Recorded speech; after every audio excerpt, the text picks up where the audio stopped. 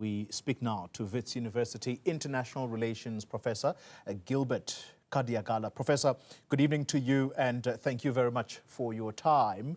Let's start with the tone that you think is likely to be set by both these presidents. Once again, I emphasize the words decorum and observing of protocol. Do you think that that is where things will start, and will it be a good start indeed? I expect the meeting to start off fairly well. Very sober, very civil, very diplomatic. And then as it goes on, there may be the airing of the differences coming up. But the purpose of the meeting really is to lift the cloud of suspicion around this relationship. So I would imagine it will be more listening and more explanations, and therefore more transparency in what is actually ailing this relationship. Yeah. This is an important relationship, and it can't go off the rails. So it should be an important meeting, and I think it will start off very well. I'm a bit concerned that it will also depend on the mood of President Trump. But I still think that because they have met before and there have been a lot of shouting matches back and forth, I think this is the time to have this meeting. So I think we should look at it more optimistically, even though there are fears that it could go off the rails. There are those who are saying if President Cyril Ramaphosa is to achieve a meeting of collegiality in terms of the temperature in that room, he should avoid having many engagements, if at all any, up until Wednesday. Is that a good strategy? And what will be this cloud of suspicion if it does speak to, let's say, the Black Caucus or the Democrats in Washington? I actually don't know, because he's coming back on Thursday and he meets the president on Wednesday. So actually there is more time tomorrow to meet these other constituencies, the Congressional Black Caucus and maybe other institutions that have been friendly to South Africa for many years. But I would expect that the delegation would want to take a fairly low profile until they meet President Trump, because that is really the key meeting that is going to determine whether this relationship is going to get better or worse. So if there are any meetings tomorrow, they should be subdued, and I don't think they should be that heavily publicized until Wednesday. Well, let's get into the room on Wednesday, and that room, as my colleague Zianda Ngobo said, behind closed doors, President Trump may be collegial and he will try and observe protocol. He could come across as a warm person, but as soon as the cameras start rolling, it's almost as if it's a different personality altogether. In that room, Professor Khadiagala, President Trump, on previous experiences, now that we have seen him in action, he tends to allow other officials around him, prompting them to ask questions of the head of state. How do you think President Ramaphosa should handle that? Do you think that he should answer those people directly, or might he also delegate when he feels that I shouldn't be taking a question from someone who's not an equal? I think if the first meeting, or if they have a closed-door diplomatic meeting where they can discuss most of the core issues, then I would really not be worried about the meeting with the press or an open meeting, because I think the priority is to get most of these things on the table very quickly, because both presidents also don't have much time. So if there is a meeting that really helps to lower the temperatures, then I think the open meeting is not a problem at all. I mean, any question, one should be prepared for all kinds of questions coming from all directions.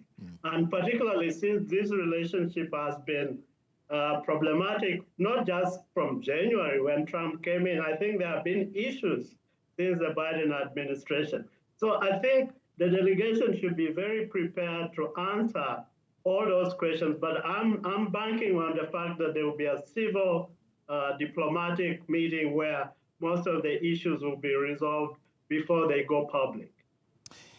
There is a lot of suspicion from the South African side, and I don't mean the government officials who are going to be in the White House. I'm talking about us back here at home. There is lots to contemplate, and some people have even gone as far as to say that Elon Musk, the South African who is now a United States citizen, who's also a powerful figure within the White House, if he is in the room, might or should the South African delegation respond to any of his questions?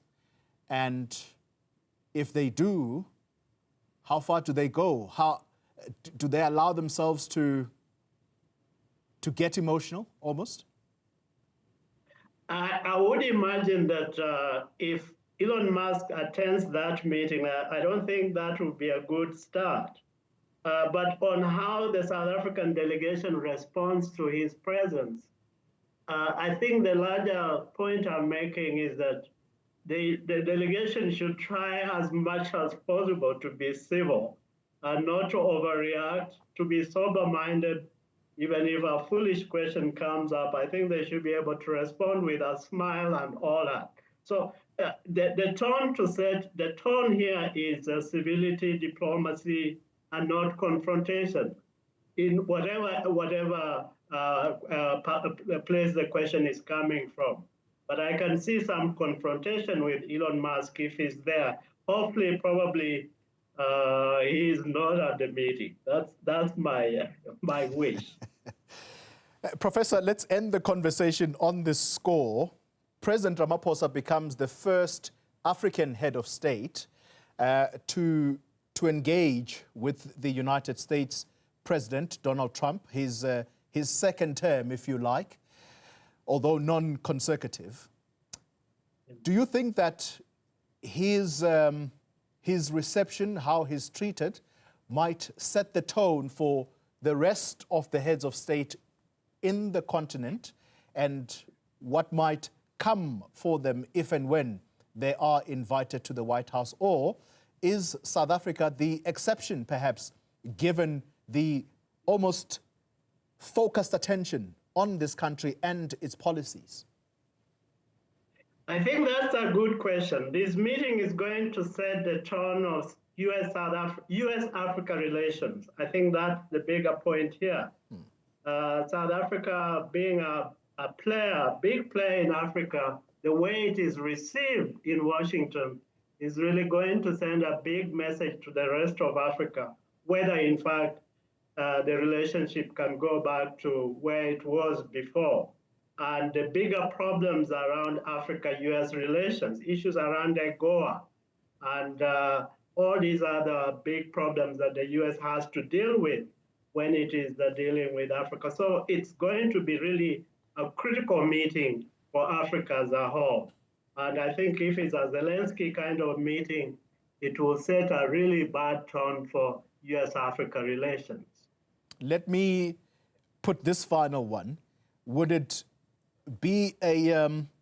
set the tone for, let's say, a head of state coming out of Egypt or Kenya?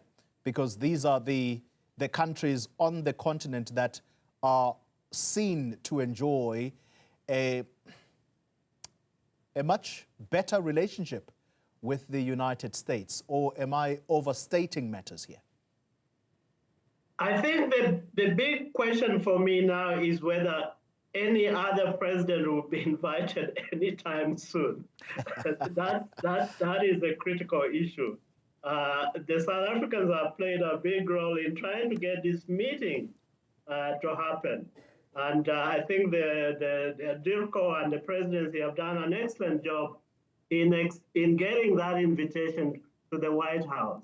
I don't know how many other African countries are as willing now to go and confront Trump, if I could just put it politely. But this is going to be important for these other countries that you have mentioned, because like Kenya, already there are some grumbling from Washington about its policy globally. So this is going to prepare the rest of Africa on how to deal with Trump.